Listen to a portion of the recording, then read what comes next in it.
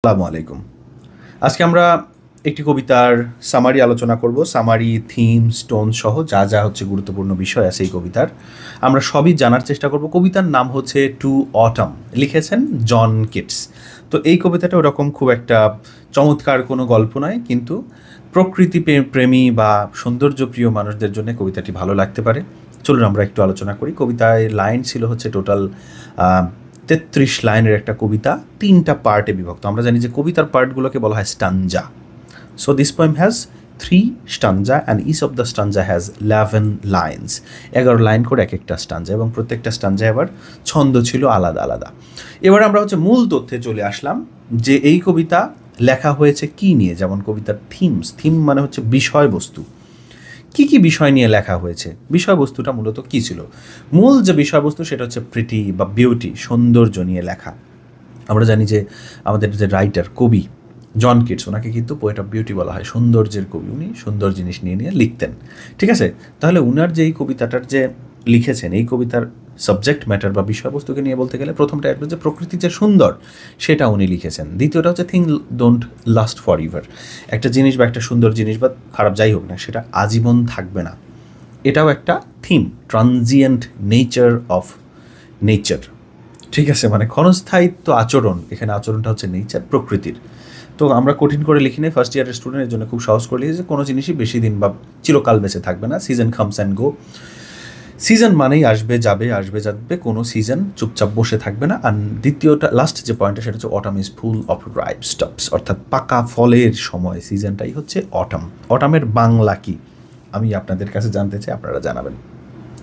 তাহলে যদি সংক্ষেপে বলি যে এই কবিতার বিষয়বস্তু কী ছিল, সৌন্দর্য, প্রকৃতি, একটা জিনিস আজীবন থেকে যায় না বা থাকে না, এবং সময় চলে যাচ্ছে, প্রকৃতি চলে যাচ্ছে, এই বিষয়গুলো নিয়েই হচ্ছে কবিতাটা লেখা হয়েছে। আমরা একটু টোন যদি জানি যে এই কবির মুড কেমন ছিল লেখার সময়, ওনার টোন ছিল কাম অ্যান্ড হ্যাপি, শান্ত, একটু হাসি খুশি মন নিয়ে লিখেছিলেন, এবং উনি এই সিজনটাকে পছন্দ করতেন।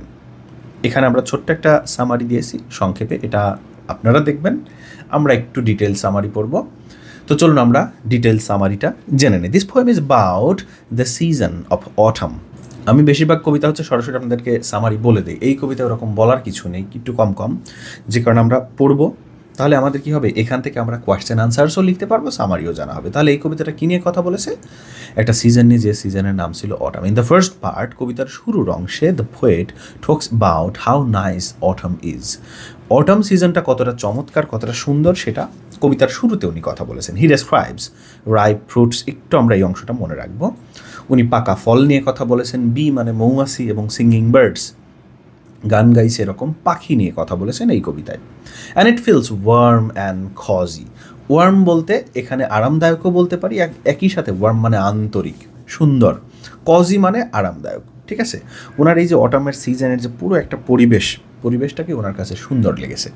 এটা কোথায় আমরা বলবো, এটা ফার্স্ট পার্টে। Second part, in the second part he talks about harvesting crops. Harvest মানে হচ্ছে ফল কেটে, ফসল কেটে সংগ্রহ করা। শব্দার্থ লেখার দরকার আমি নিচে লিস্ট করে দিব। হারভেস্টিং মানে হচ্ছে ফসল কেটে সংগ্রহ করা। People are busy collecting apples and pressing them to make cider. Cider, আমরা অ্যাপেল সিডারের নাম শুনেছি। বিদেশিরা হচ্ছে আপেল গাছ থেকে পেড়ে সাথে সাথেই মেশিনে দিয়ে ওটাকে চেপে রস বের করে ফেলে। এই ধরনের বিষয়গুলোকে সেকেন্ড পার্টে আলোচনা করা হয়েছে। ফসলগুলোকে বা ফলগুলোকে কালেক্ট করা হচ্ছে, সেটাকে ব্যবহার উপযোগী করা হচ্ছে, ঠিক আছে। There is a lot of work but it's satisfying. অনেক কাজ থাকে অটাম সিজনে, সেগুলো আবার মজার কাজ, সুন্দর কাজ। ইন দ্য লাস্ট পার্ট, কবিতার আমরা বলছি 3টা স্টানজা, 2টা শেষ। লাস্ট পার্টে কি বলেছে, in the last part the poet talks about the peacefulness of autumn. Autumn সিজনটা কত শান্ত, কত সুন্দর, সেটাকে উনি বলেছেন। He hears the sound of animal and insects. উনি কী করেছে, পশুর পাখির সাউন্ড, পোকামাকড়ের সাউন্ড শুনছেন। ইটস কাম অ্যান্ড কোয়াইট, এটা নীরব, এটা সুন্দর। এটা বলতে ওই মাসটার কথা বলছেন, সিজনটা, পুরো সময়টা। The poem ends with the poet saying good bye to autumn.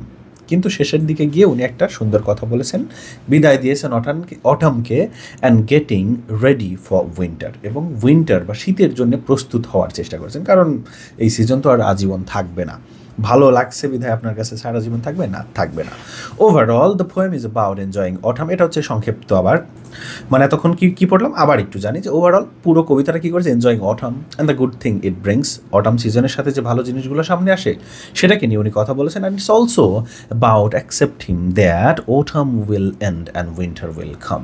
Autumn যতই ভালো হোক, যাই থাকুক, এটা চলে যাবে, অন্য একটা সিজন আমাদের সামনে আসবে, এবং আমাদের কী করতে even then there is still beauty in every season. এবং উনি বলছে যে অটামটা চলে যাবে, শীত চলে আসবে। ইংল্যান্ডের শীত হচ্ছে সবচেয়ে বাজে সিজন, কারণ ওদের দেশে এমনিতেই বরফ পড়ে, ওদের দেশে গ্রীষ্মকাল মানেই শীত, তাহলে শীতকাল মানে কি? ওই জন্য বলছে যে হ্যাঁ শীত আসবে, শীত খারাপ, তারপরেও প্রত্যেকটা সিজনের মধ্যে একটা তার নিজস্ব সৌন্দর্য আছে।